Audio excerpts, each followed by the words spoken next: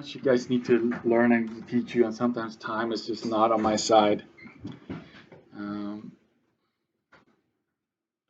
Okay, let's do this one first. So for domain, can I say this for the 10th time? This is not a word problem, right? So that's why the domain is what it is. I don't want to see infinities anymore when we do word problems. Okay, then the infinity is gone. Okay, so for domain set notation, X is just part of the real numbers. Interval notation, no big deal there. You should be able to figure that out. But for the range, I used green yesterday, so I'm going to stick with green. For the range, those are the Y values we're interested in. So you kind of want to say, okay, this is I will do this along the y-axis. That's the lowest point I get to, and then it goes up from there, right? That's kind of like the idea that we're applying here. So for set notation, y is greater than or equal to, and I need to state the vertex. Let's do that real quick. This will be 5, 1, correct? For the vertex.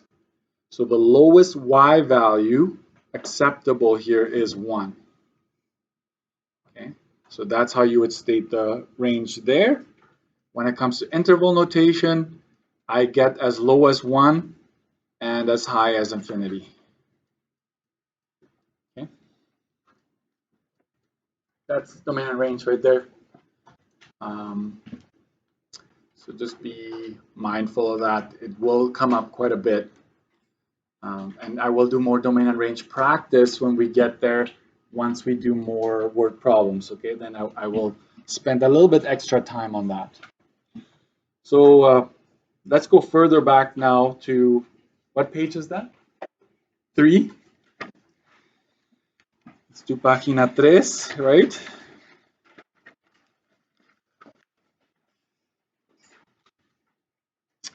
Okay, so let's fill this in real quick here. Opening, this would be opening up. And why is that? Because the A value is positive. Okay, that's your justification. The width is wide because A is between 0 and 1. Like if you just look at the value, it's between 0 and 1. The y-intercept, it's what? 0? It's actually 0, 0 because C is equal to 0, right? Like it would be like tacked on at the end here. So 0C, 0, 0, same thing. So it's the X-intercept and Y-intercept at the same time. Does that make sense? It's both. Okay. Over here, this is in vertex form. Okay. So the opening, it's going to be opening up because A is positive, right? Right here, there's a 1 in front. It's going to be a normal curve because A is equal to 1. And the y-intercept, you can't just do it, right? You can't just take the -7. Don't do it, right? Don't do it. You're going to be tempted to grab it, but it's in vertex form. So you got to do that. If you have time to type this in, you go for it. If not, just watch. So x minus 4, don't forget the square, right? -7. And then I will just graph that. There we go. The y-intercept is right there. So second trace 1, x is equal to 0, and so it's 0, 9, right? It's 0, 9. So I will go second trace 1, x is equal to 0, and it ends up being 0, 9. Okay. Next, we have it's opening down because A is negative, right? It is going to be a normal. It's normal because it's -1. So just look at the 1, right? A is equal to 1. And is this in general form? Yes. How do we know, Mr. Dirksen? Because there are no brackets. Okay, so it's 0, 5. Okay, you just grab that 5. Right? Just grab it, insert it. You're good to go. Could you use your calculator? Yes, but it would take more time in my opinion. And then here, I tried to trick you. This is A right here. That is A right there. It's in general form, but this will be opening up because A is positive. The width is narrow because A is greater than 1, right? Like it's obviously bigger than 1. And then the y-intercept is just 0, -7, right? You see that -7 just lonely there? Yeah?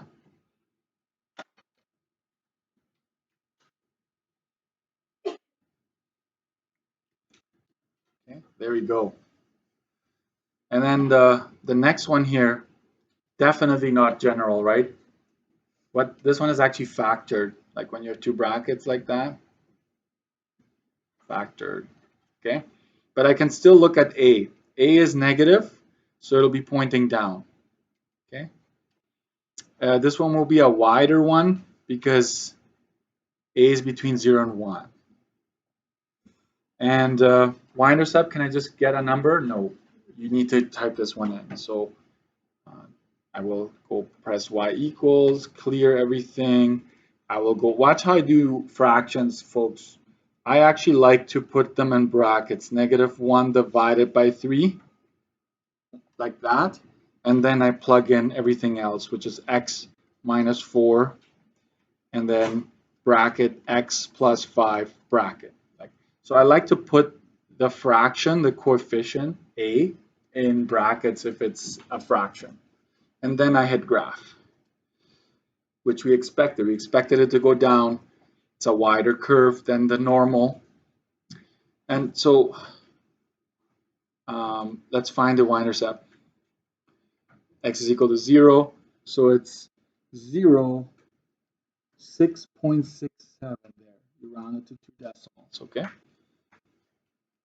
And why don't you do this for yourself, right? Second, trace 1, x is equal to 0. That's how you found that particular point.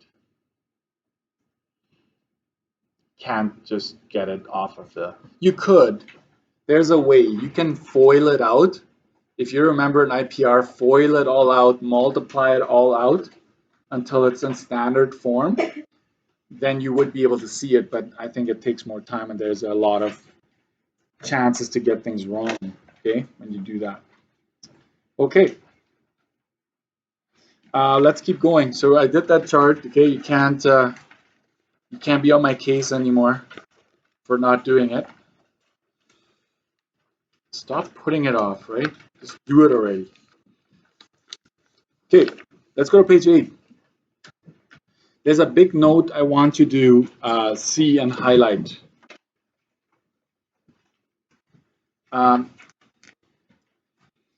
When you see something like this, right? If you see something like this, okay, it is actually scientific notation. Anything that has an e to the negative anything, it's a very, very small number. So unless you're in chemistry, we ignore it. Like science, whatever, like you use scientific notation, you use those, right? You use everything. Here you don't, okay? So consider it 0. So what this is really saying, if you ever see something like that, it's saying this times 10 to the -7, okay? I don't know, I guess they couldn't figure out how to do the times 10 to the -7, so they just call it e, so the exponent is -7, okay? So that for us would definitely be a 0. Like if it has to do scientific notation, it means it's such a small number that we will just consider it 0. And sometimes it just does that because of the computing in the background, and it's trying to be really, really precise, but we just don't worry about it. So if you ever see that, please do not. Some students just like, I'm just going to ignore the e. I'm just going to say the answer is 5.71. Go ahead. And it's not. Okay? It's not 5.71. It's 0. Okay. So here, that I needed to put that in because it happens. Okay. All right. So let's answer this question. If you could, please, let's type this whole thing in again. Go ahead and type this whole thing in. I know some of you already did this, so you got to go negative 0.5 x. Use that x button there. Squared. Don't forget the square, because otherwise it's a linear. X minus 200. And I learned from my mistake yesterday, right? I got it wrong. I typed it in wrong. Take an extra second to just double check, right? That there's nothing out of the ordinary when you type it in. And then you hit graph.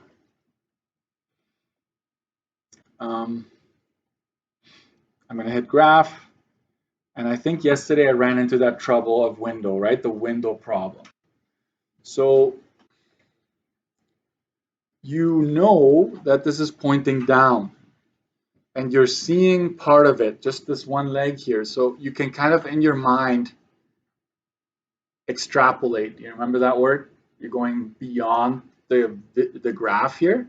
So you know that it's doing this. So my first order of business is going to increase my X max, right? So I'm going to go to my window and I'm going to go, was it 150 or something like that? I can't remember. I'm just going to try it. Oh, it's a little overkill. That's way too much. See that? This end here is now 150. I can probably go down to 50 to make it, this is okay. You can leave it like this. I just want you to see that you can change it. There we go. 50 is a pretty good window. It shows both legs here. Now I just need to figure out where the vertex is, which is up here. I know because it's pointing down. So I'm going to go back to my window. How high is the Y max? I'm going to try 100. It's probably going to be overkill, but oh no, it's not even overkill. It's pretty good. So, you know, when I do these, I actually go overkill till I just see like a little like this, and then okay, now I can like narrow it down and make it look better. That way you're not playing around too much. So there we go, boom. That's all you need to see for now, but there's still one problem. Like the three things you want to see are the vertex, the X-intercepts, and the Y-intercept. So all intercepts and the vertex, basically. So you still need to change your, what's the bottom of the screen? This is Y min, right? The bottom. So I'm going to go back to window. I'm going to Y min, and I don't know. I'm going to go negative 150. Still not going to do it. Okay, let's keep going a bit more. I'm going to go negative 250. There we go. That's better. So I see intercept, intercept, intercept. Am I recording this? Oh yeah. Intercept, intercept, intercept, and vertex. Okay. So all like that's what I want to see. Now you know you have a pretty good window. So watch what I'm gonna do for you. I do this for you. So I basically open my window and I'm gonna tell you what I used to make this work.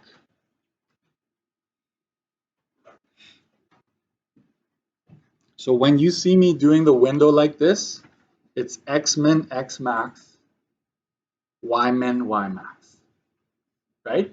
Those are the only four that you will touch on the window, okay? Your teacher next year might say, actually, we're also going to play around with the scale, or we're going to do this. I'm not going to do it because you don't need to. Like it's as soon as you see it, you're fine, okay? Do I need to do this once maybe? X min, X max, Y min, Y max, right?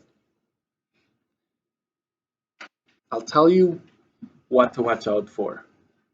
Some students mix up the min and max. So let's say I flip these around. I make my X min 50 and my X max negative 10. That's wrong, right? Like max should be the biggest number, min should be the lowest. So if you try to graph this, it's going to give you one of those window range. Don't like those parameters. I'm mixed up now. I don't know what to do. To fix this, go zoom 6. Or you go to your window and so quit, you have to press enter to quit that. Go to your window and see, oh, I can see that I made a mistake right there. I'm just going to overwrite that, try it again. But zoom 6 solves it every time. Zoom 6 gets you back to the standard, and then you just have to change everything back so that it works. Go ahead. Okay, let's find everything. We did the first three. The y-intercept is already given to me by the equation itself. Let's find the vertex, shall we? Second trace we have a max, right? So let's find it. Enter, travel over it, enter, enter. So that is 25, 112.5. I purposely picked numbers that are bigger so that you have to face the window, okay? Axis of symmetry is given to me by, okay? What am I going to use here? Green. I'm going to use green, right? The axis of symmetry is given to me here. The equation of the axis of symmetry. Equation of the min or the max is also given to me by the vertex, okay? So you just go y is equal to 112.5, okay? X-intercepts, let's go ahead and find them. Before we even find them, we're going to say, this is how I will find them. Right? Keystrokes, by now you should know that 5 means option 5, which is intersect. So y equals, make y2 equal to 0, hit graph again. If you don't see that line graphed, it's not going to find the intersect. Okay, now you go second trace 5, go as close as possible to the first one, and then hit enter 3 times. And that's 10, 0. Let's go to the other one, second trace 5 again. Shortcut, guys, I'm going to jump lines, watch. It's like a video game, right? And then I'm just going to go shortcut. Right? And the other person would go over you. And then still press enter 3 times. It still does the same thing. The only problem is when you have more than 2 lines, which is going to come down later. Then you have to think a little bit about not just hitting enter 3 times, okay? But don't worry about it just now. Just follow my lead, okay? So those are your 2. It happens to be nice round numbers, whole numbers, just coincidence, pure coincidence, okay?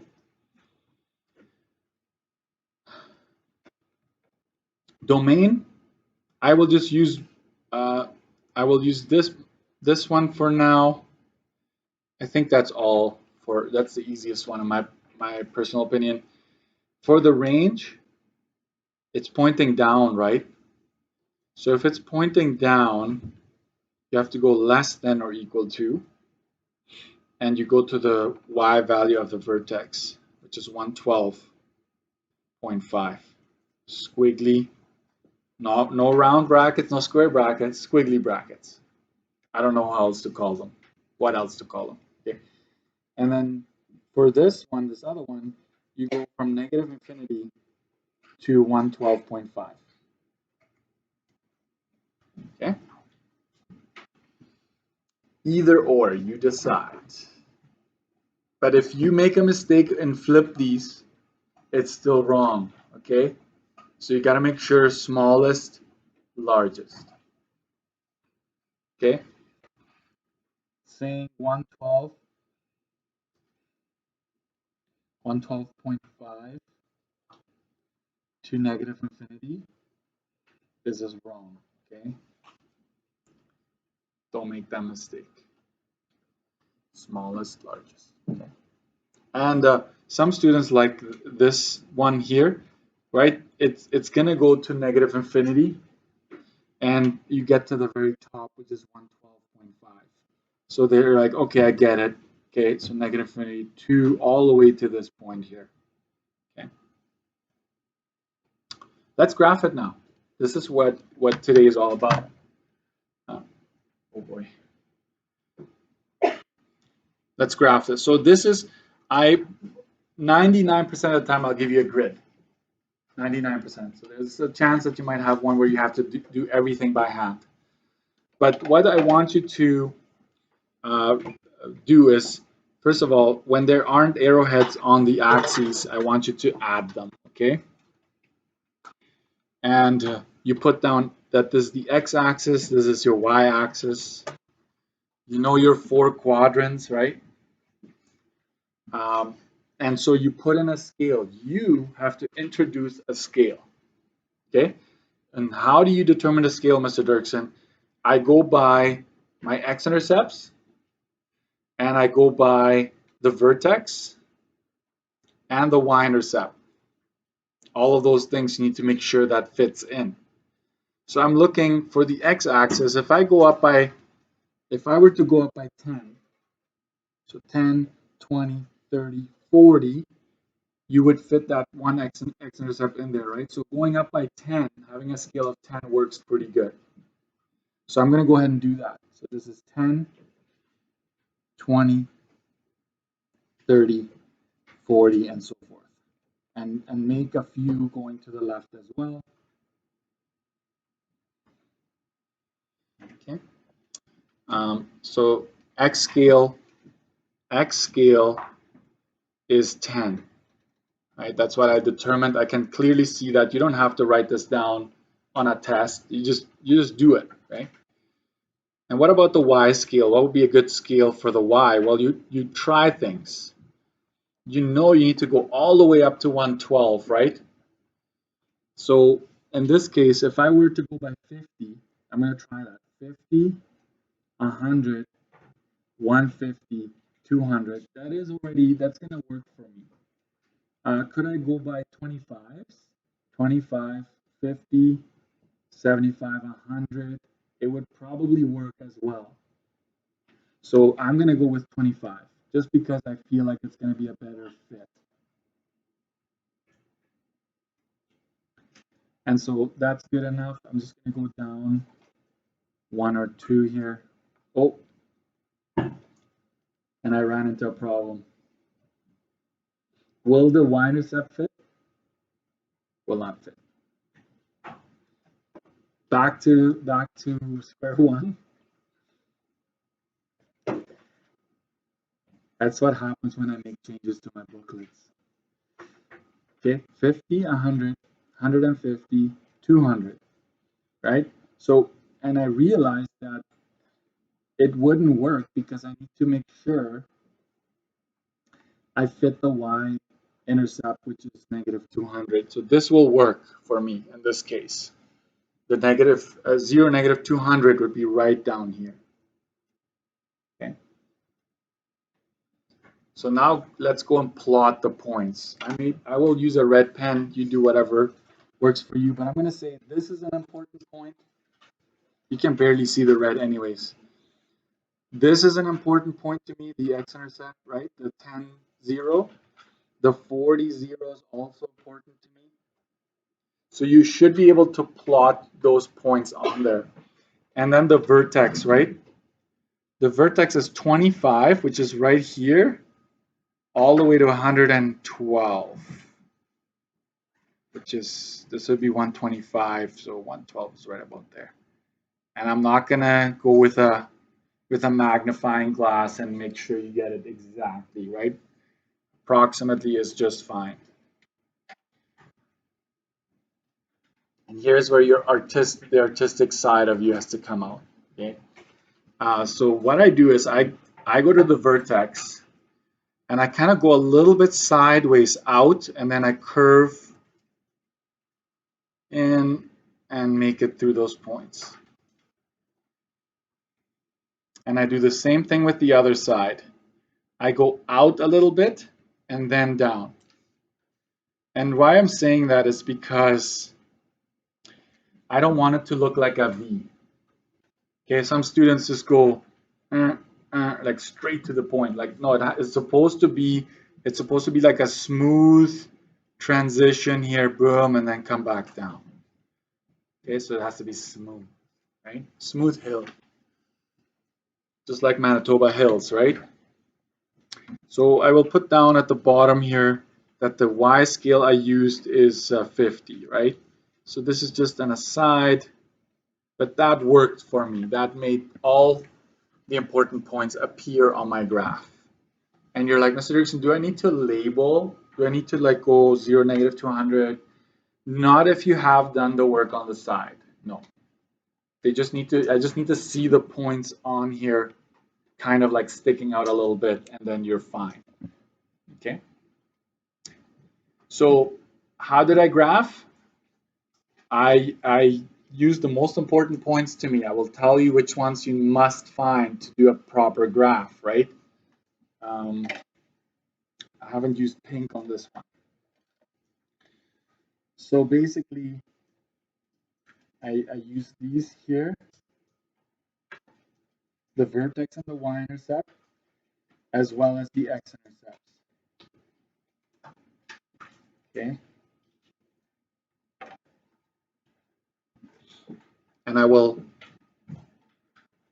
make sure I kind of highlight those points on there. Remember that you will sometimes not have two x-intercepts. Sometimes you will only have one. Sometimes you will have none. In which case I will give you a little trick in a bit.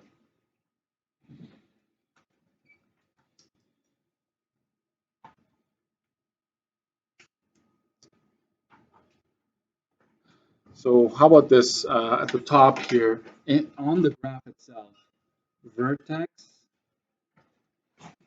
x-intercept or intercepts, and the y-intercept must appear, okay?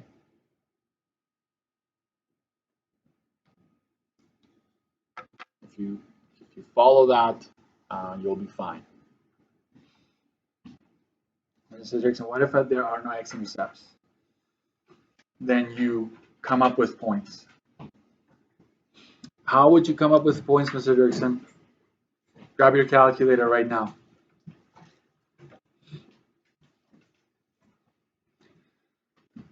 You would have to agree with me that every single x value has a y value attached to it, correct? So second trace value, you can put in any x value you want. So let's say I want to type in, I want to know when x is equal to 5, right? What is my y value? It actually tells you 87.5. So this is actually a point on that graph. So you've just basically found a point that could help you graph this thing, right? What if you wanted to figure out something on the right side? You go second trace 1. Let's say you want to go 35, like when x is equal to 35, which is somewhere between here and here. And then you get that it's 62.5, right? Somewhere in there. So you're making points to help you graph this thing. Very rare, doesn't have to be done very often, but if it does, like when you have no x-intercepts, this is very helpful to do that.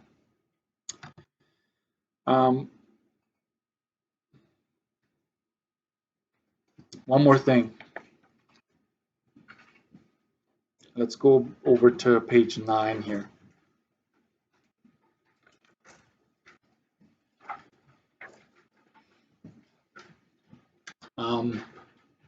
I want you to graph everything that's on page 9, okay? Page 9 and 10. This is what I would call must do, okay? If you want more, like if you're like, you know what, I need a couple more. I gave you a workbook, correct? This workbook? Actually, page 1 has a bunch of questions that I ask you to graph. I would though say focus on pages 3 and 4. Pages 3 and 4. Pages 3 to 4 in the workbook. And I will call them optional. However, don't just see, oh yeah, that won't do them, right? I would strongly encourage you to do it, but I do know that you only have so much time. I think if you do pages 9 and 10 only, you're doing like bare minimum, you're doing the basics. If you need a bit more, then you do pages 3 and 4 in the workbook.